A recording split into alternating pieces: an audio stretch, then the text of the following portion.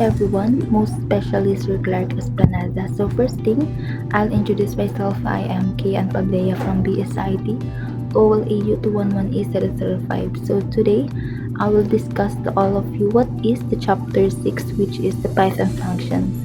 So first thing, what is the Python functions all about? So Python function is a block of code which only runs when it is called. So you can pass data known as parameters into a function. And a function can return data as a result also. And there are two types of function, which is the standard library function and user-defined functions. So first thing is, what is the standard library functions?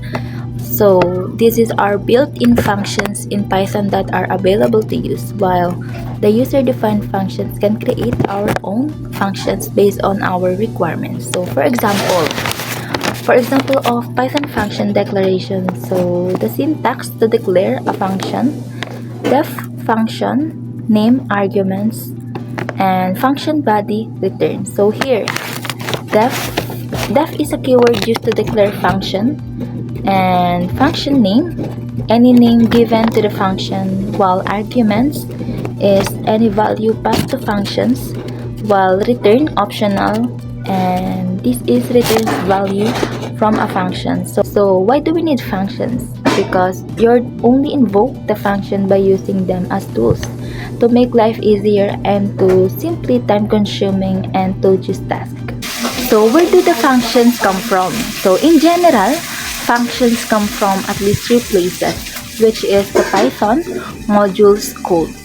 So from Python itself, numerous functions like print are an integral part of Python and are always available without any additional effort on behalf of the programmer. So we call these functions built-in functions. So from Python's pre-installed modules, a lot of functions, very useful ones, but used significantly less often that built-in ones are available in the number of modules installed together with Python.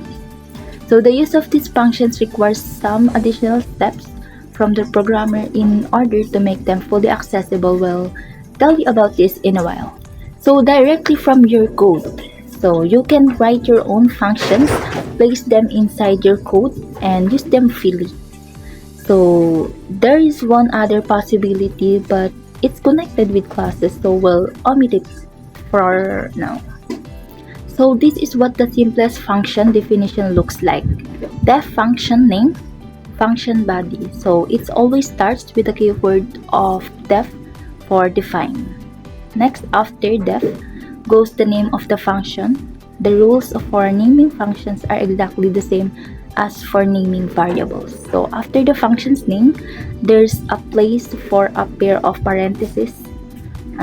They contain nothing here, but that will change soon. So next is the line has to be ended with a colon.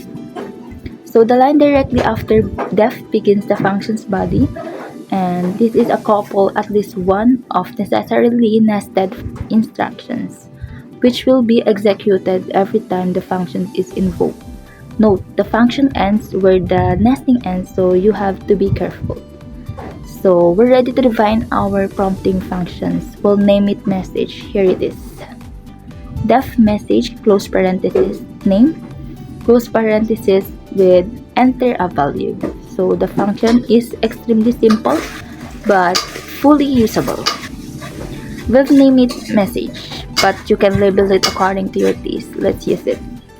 Our code contains the function's definitions now. Def message, close parenthesis, print, and enter a value, print we start here, then print we end here. Note, we don't use the functions at all, so there's no invocation of it inside the code. So when you run it, you see the following output, which is that we start here, we end here. This means the Python reads the function's definitions and remembers them, but won't launch any of them without your permission. So we've modified the code now. We've inserted the function's invocation between the start and end messages. So def message, close parenthesis, print, enter a value, print we start here, message, print we end here. the output looks like different now, as you can see. We start here, enter a value, we end here. So how functions work? Look at the picture below. So it tries to show you the whole process. When you invoke a function, Python remembers the place where it has happened and jumps into invoke functions. So the body of the functions is then executed. Reaching the end of functions forces Python to return to the place directly after the point of invocation. So there are two very important catches. Here's the first of them. You must not invoke a function which is not known of the moment of invocation. So remember, Python reads your codes from the top to bottom. It's not going to look ahead in order to find the functions you forgot to put in.